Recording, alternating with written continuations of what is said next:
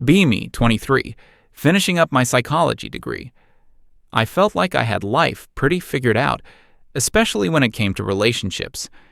You read enough textbooks, you see the patterns, you learn the language of emotional intelligence, attachment styles, and toxic dynamics. My friends all came to me for advice. I was the expert. At the time, I was dating Joseph. He was 25, an engineer.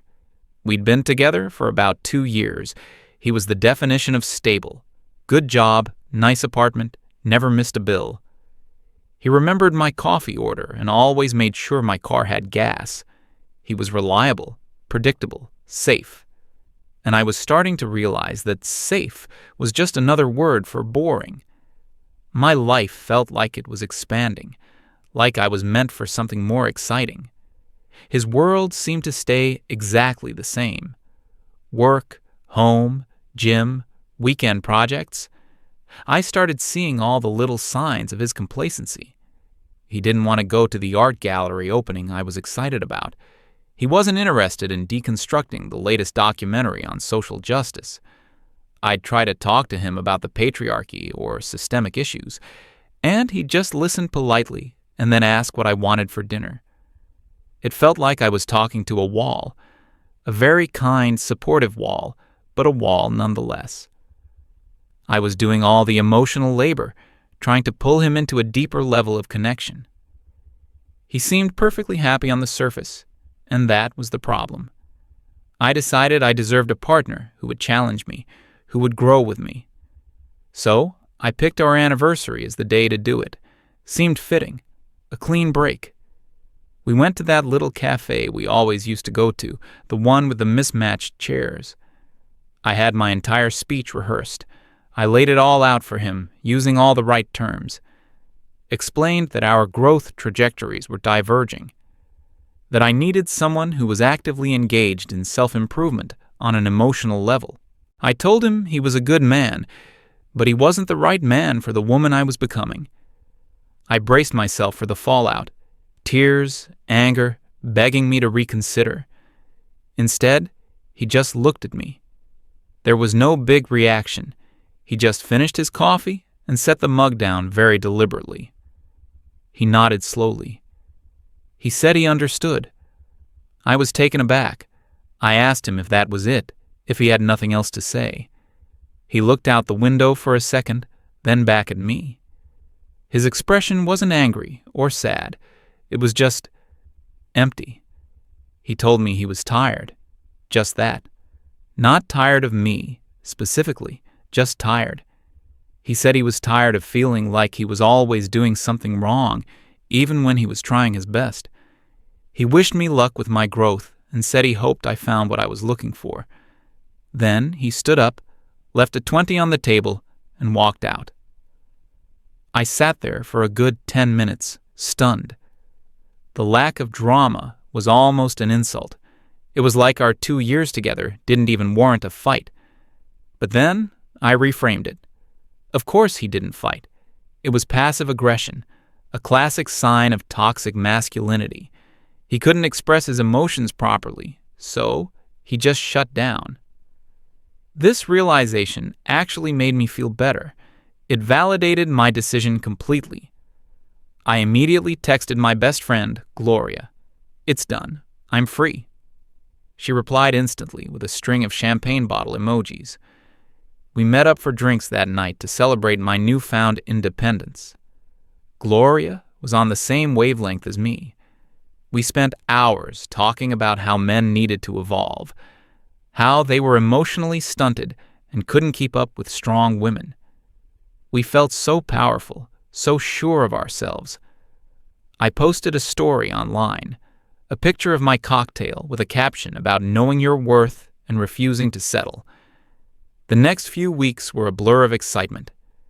I downloaded all the dating apps. It was a huge ego boost. Suddenly, I had dozens of men trying to get my attention. It was a complete reversal from my life with Joseph, where I felt like I was the only one putting in any effort. I went on a few dates. Some were duds, but it was all part of the fun. Then I matched with Gene. His profile was magnetic.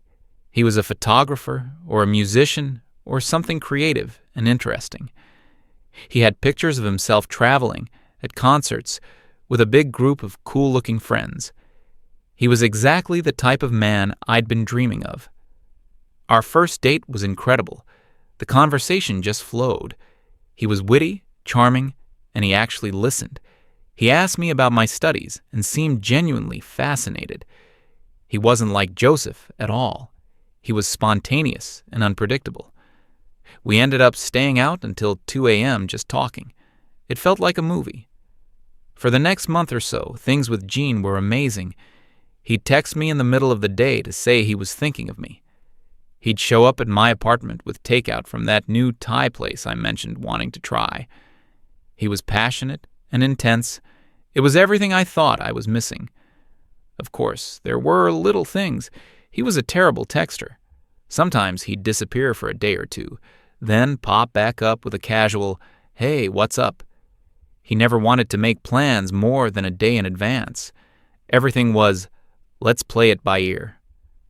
I brought it up with Gloria, a little worried. She told me to relax. She said that's just how high-value men are. They're busy. They have their own lives. It was a good thing. It meant he wasn't needy or codependent like Joseph. That made sense to me. I was an independent woman. I didn't need a guy who was attached at the hip. So I ignored the little pit of anxiety in my stomach. Around this time, Gloria started having problems with her own boyfriend. He was another one of the stable types, worked in finance. Very sweet, very dependable. Gloria had been trying to fix him for months, getting him to go to therapy, to be more emotionally vulnerable, to take up salsa dancing with her. One evening, she called me, sobbing. He'd broken up with her. She said he came over, packed a box of his things, and told her it was over. His reason was baffling. He said he just wanted to be left alone. He told her he was tired of feeling like a project that needed constant improvement. He just wanted to come home from his stressful job, watch sports, and not have to have a deep, soul-bearing conversation every night. Gloria was furious. Can you believe the nerve? He'd rather watch football than work on our relationship. I comforted her, of course.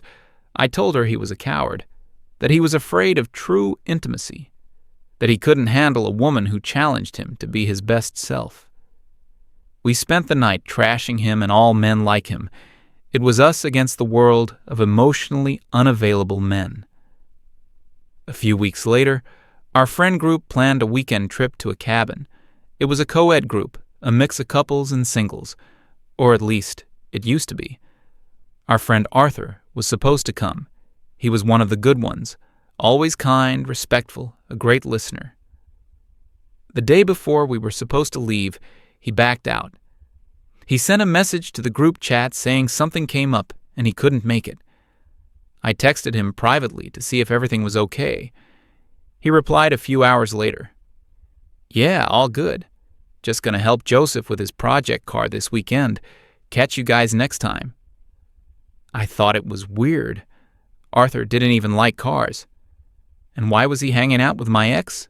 They were friends, but not that close. The cabin trip felt off. The gender balance was skewed. It was mostly my female friends and a couple of guys who were dating them. The conversation kept circling back to relationship problems. Another friend mentioned her boyfriend had recently become distant. He'd taken up fishing and was spending every weekend at the lake with his buddies. She complained that he never wanted to go to brunch anymore. It was like a strange pattern was emerging, but we didn't see it clearly yet. We just saw it as a bunch of individual men failing to meet our standards. When I got back, my own situation with Gene was starting to get frustrating. The disappearing acts were getting longer. The last-minute plans were becoming the only plans. I felt like I was constantly on edge, waiting for him to grant me an audience. I realized we'd been seeing each other for nearly 3 months, and I'd never met any of his friends. I didn't even know where he lived. He always came to my place. I decided it was time to define the relationship. I needed to know where I stood. I was tired of the ambiguity. I brought it up the next time he came over. I tried to be cool about it. I just asked him what he thought this was. He laughed. It wasn't a mean laugh, just a genuinely surprised one. He said, "Whoa, let's not get all serious. I thought we were just having fun." My heart sank. I told him I wasn't just having fun. I had real feelings for him. His whole demeanor changed. He became distant, cold. He told me he wasn't looking for anything serious. He thought I knew that. He said I was a cool girl, and he didn't want to ruin it by putting labels on things. It was a masterclass in deflection. He left soon after, saying he had an early start the next day. He kissed me at the door, but it felt different. It was final. He didn't text me the next day, or the day after that. A week later, I caved and looked at his social media. There was a new picture, him on a beach, with his arm around another girl. She was laughing. He looked happier than I'd ever seen him. The caption was just a heart emoji. I felt like a complete fool. All that time, I thought I was in this passionate, exciting romance. In reality, I was just a convenient option for him until someone better came along. The worst part was the humiliation. He hadn't just rejected me. He'd made me feel insignificant. I cried to Gloria for hours. She was amazing. She brought over ice cream and a bottle of wine. She told me Gene was a classic narcissist, a sociopath. She said I was lucky to be rid of him, that I had dodged a bullet. And I believed her. It was easier than admitting I had been naive. It was easier than admitting that my expert judgment of character had been completely wrong. We decided to have a girls' night to cheer me up. I texted our group chat, the one with Arthur and the other guys in it. "Drinks Saturday night, my place?" The responses were slow and strange. One of the guys said he had to work. Another said he was starting a new workout routine and was avoiding alcohol. Arthur's reply was the most jarring. "Can't make it. Boys' poker night." I asked who was going. He listed off the names. Joseph, Gloria's ex-boyfriend, the guy who'd taken up fishing, a bunch of other guys from our extended social circle. It was like they had formed their own separate group, a boys' club. Gloria was livid. "They're doing it on purpose. It's because we broke up with their friends. They're taking sides." It seemed plausible, a petty act of revenge. The idea that they might just genuinely want to hang out with each other without us didn't even cross our minds. So, our big co-ed hangout turned into another girls' night. We sat around my living room, and the conversation was the same as always. Complaining about how hard it is to date, how men are trash, how we are all strong, independent women who don't need a man. But the words started to feel hollow. I looked around the room at my friends. We were all smart, funny, attractive women, and we were all single and miserable. Something wasn't adding up. We were supposed to be the prize. We were the ones doing the work, going to therapy, reading the books. We were the enlightened ones. So why were we the ones sitting alone on a Saturday night while the emotionally stunted men were off having fun without us? I pushed the thought away. It was too uncomfortable. I decided to get back on the apps. I just needed to find a better man. Gene was an anomaly. But this time the experience was different. The apps seemed like a wasteland. The quality of men seemed to have plummeted overnight. The profiles were lazy. The messages were crude or just plain boring. Every conversation felt like a chore, an interview where I was the only one asking questions. I'd match with guys who seemed decent, but they'd ghost after a few messages. I lowered my standards. Then I lowered them again. Nothing worked. I felt invisible. The validation I'd gotten before was gone. It was like the dating pool had been drained and only the bottom feeders were left. I started to feel a real sense of despair. This wasn't how it was supposed to be. I had done everything right. I'd left the boring but stable relationship. I'd gone after the exciting guy. I'd cut out the toxicity. I was following all the rules that modern dating gurus preach. So why was I more alone than ever? My social life was shrinking too.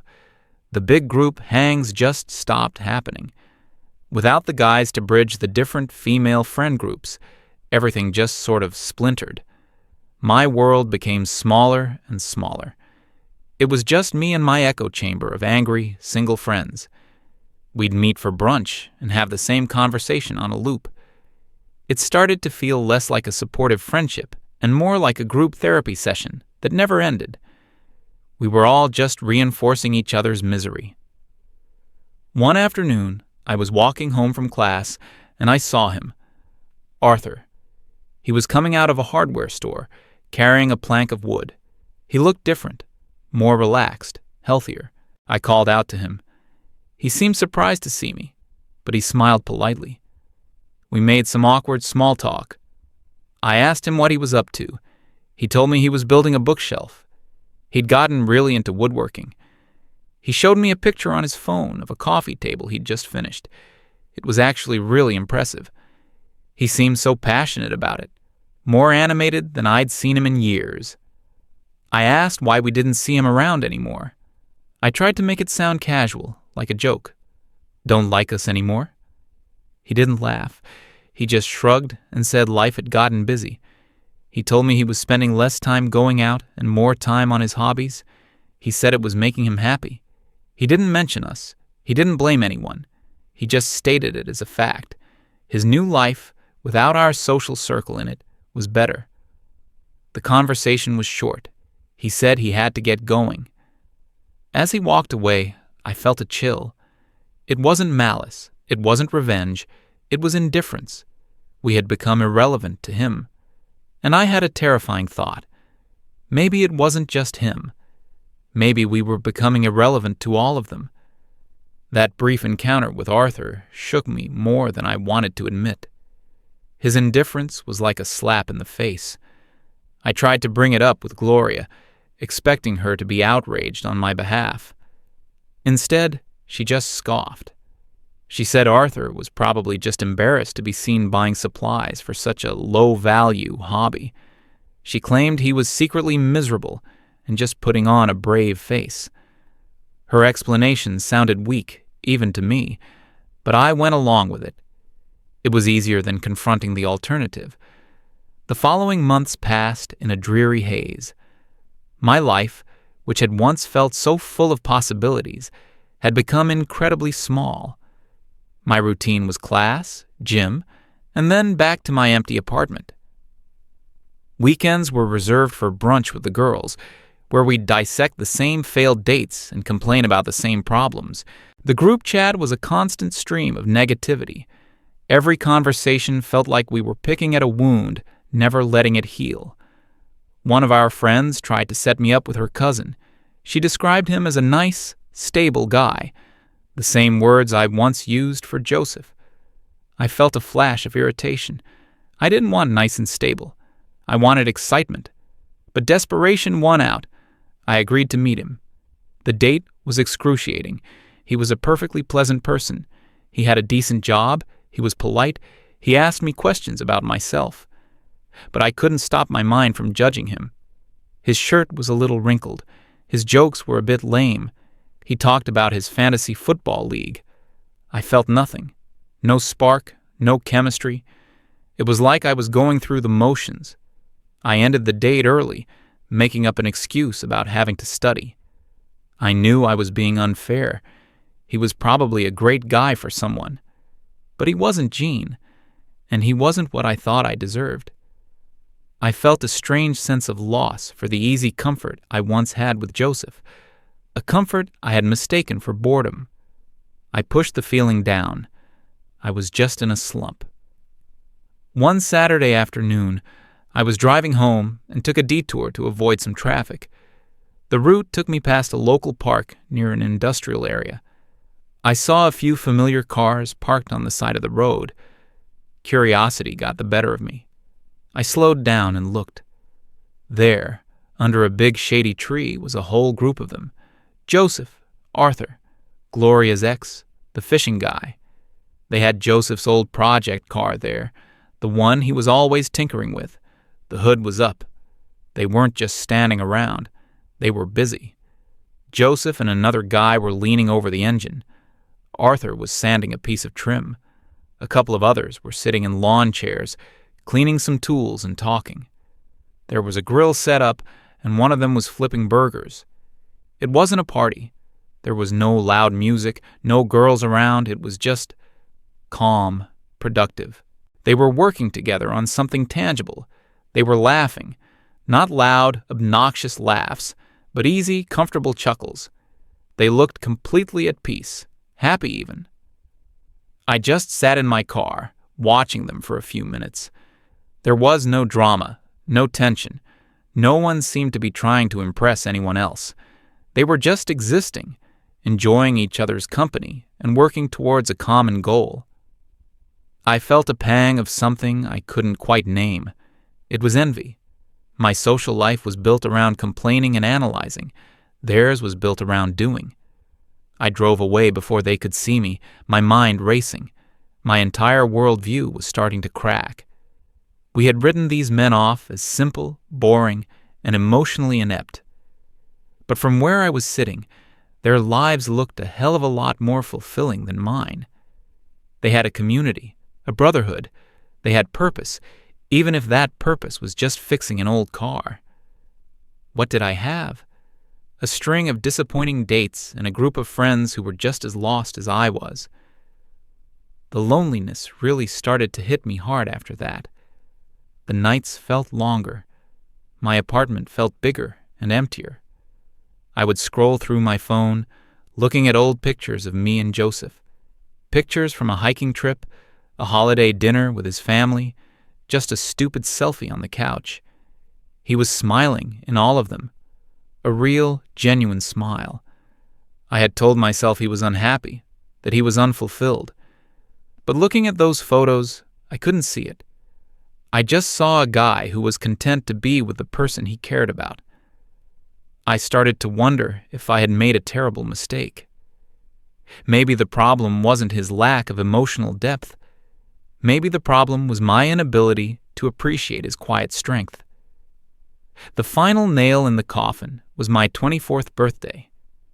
I had hyped it up for weeks, planning a big night out with all my friends. One by one, they started flaking. Gloria had a family thing come up. Another friend had to work late. Another just felt too drained to go out. In the end, my big birthday celebration was just me and two other friends at a half-empty bar. We tried to have fun, but the energy was just off. We took a few sad-looking selfies and called it a night by 11 p.m.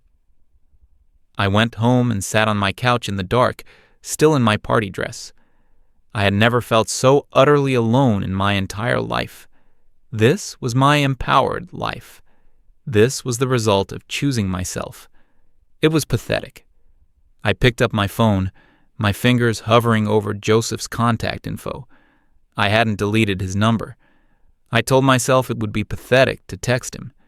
He had moved on, but the silence in my apartment was deafening. I just wanted to hear a familiar voice. I typed out a message.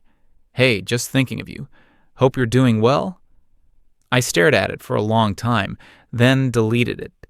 It was too transparent. I needed a reason to see him, a real-world excuse. A few days later, my car started making a weird noise, a rattling sound from under the hood. In the past, I would have just called Joseph. He knew everything about cars. It was the perfect excuse. I knew the general area where he worked. I also knew he usually went to a specific auto parts store nearby during his lunch break. It felt manipulative and crazy, but I didn't care anymore. I drove over there around noon, my heart pounding in my chest. I felt like a stalker. I parked and went inside, pretending to look for windshield wipers. I wandered the aisles for what felt like an eternity. Just as I was about to give up, I heard his voice. He was at the far end of the store, talking to someone at the counter. And he wasn't alone. Arthur was with him. My stomach dropped. I almost turned and ran, but I forced myself to walk towards them. Joseph had his back to me. He was wearing a simple work polo and jeans. He looked good. He'd definitely been hitting the gym. His shoulders were broader. He just seemed more solid, more present. I took a deep breath and called his name. He turned around, and for a split second, I saw confusion in his eyes. Then it cleared, replaced by a polite, neutral expression. It was the same look I saw on Arthur's face that day outside the hardware store. It wasn't hostility. It was something worse. It was the look you give a stranger who asks you for the time. "Oh, hey, Stacy," he said. His voice was calm. Arthur just gave me a tight-lipped nod. I launched into my rehearsed story about my car. I described the rattling noise, trying to sound helpless, hoping he would offer to take a look like he always used to. He listened patiently until I was finished. He didn't offer to help. He just said, "That sounds like it could be a loose heat shield. You should probably have a mechanic check it out. There's a good one down the street." He pointed in the general direction. It was a polite, helpful suggestion, and a complete dismissal. The conversation stalled. The silence was heavy and awkward. I felt a wave of panic. This was my one shot. I looked at him, really looked at him, and the words just tumbled out. "I miss you," I said. It was barely a whisper. He didn't react. He just held my gaze. I kept going, my voice cracking. "I think I made a mistake, Joseph. I was wrong about everything. I was so caught up in I don't know what, but I was wrong. I expected something. Anger, vindication, maybe even a flicker of the old affection. I got nothing." He glanced at Arthur, who was deliberately looking at a display of air fresheners. Then he looked back at me. His eyes were not unkind, but they were completely detached. He let out a long, slow breath, not a sigh of frustration, but one of resignation. "Stacy," he started, and his tone was gentle, like he was explaining something to a child. "It's not about you being right or wrong anymore. That doesn't matter." He paused, searching for the right words. "The thing is, I'm just tired. I was tired then, and I'm a different kind of tired now." "Tired of what?" I asked, my voice pleading. "Of the game," he said simply. "Tired of the constant tests. Tired of feeling like I was always one wrong word away from a 3-hour lecture. Tired of being told my hobbies were dumb, my feelings were invalid, and my way of relaxing was wrong." He gestured vaguely towards Arthur. "It's not just me. We're all tired. All the guys. We just gave up. Not on women, not on love. We gave up on the fight." He continued, his voice staying perfectly even. "We discovered something. When you stop trying to please people who can't be pleased, your life gets very quiet and very simple. We work, we fix things, we hang out. We don't argue. We don't deconstruct every little thing. It's just peaceful." Every word was a gut punch. He wasn't saying it to be cruel. He was just stating a fact. He had found happiness by removing the source of his stress. And that source was me. It was my entire philosophy on relationships. Arthur walked over and put a hand on Joseph's shoulder, a silent signal that it was time to go. Joseph gave me a final, small, sad smile. "I really do hope you find what you're looking for, Stacy," he said. "Take care of yourself." And then they turned and walked away. They paid for their parts and left the store. They didn't look back. I stood there in the middle of the aisle, next to a rack of neon-colored fuzzy dice. My phone buzzed in my pocket. I pulled it out. It was a notification from the group chat. Gloria had posted a meme. It was a picture of a dumpster fire with the caption, "My dating life." Underneath, a bunch of my friends had replied with laughing emojis. I looked at the screen, at the bitter, looping joke our lives had become. Then I looked at the door through which Joseph and Arthur had just disappeared. They weren't in a dumpster fire. They were free. They hadn't disappeared. They had just walked away, and we were the ones who had been left behind in the world we claimed we wanted. And for the first time, I realized I was completely and utterly alone, and it was entirely my own fault.